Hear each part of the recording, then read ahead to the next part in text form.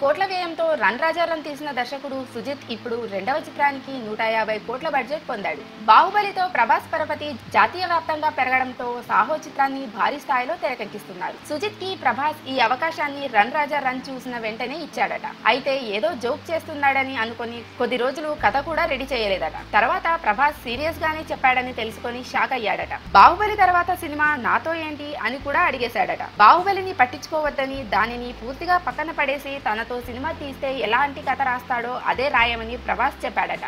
అలా Sujith Saaho line ready చేసుకుని ప్రభాస్ కి చెబితే అతను వెంటనే ఓకే చేశాడు. అయితే ఈ చిత్రం మొదలుపెట్టినప్పుడు 50 కోట్ల బడ్జెట్ అనుకున్నారట. కానీ తమిళ, హిందీ భాషల్లోనూ విడుదల చేయాలని నిర్ణయించుకున్నాక సుజిత్ ఆలోచనలకు తగ్గట్టుగా బడ్జెట్ పెంచారట. బాహుబలిని పక్కన పెట్టి ప్రభాస్ కోసం కథ సిద్ధం చేసినప్పటికీ బాహుబలి తర్వాత వస్తున్న సినిమా కనుక అంచనాలు ఎలా ఉంటాయనేది తనకి తెలుసని, అందుకు ఏమాత్రం తగ్గకుండా సాహోని అత్యున్నత ప్రమాణాలతో రూపొందిస్తానని సుజిత్ అంటున్నాడు.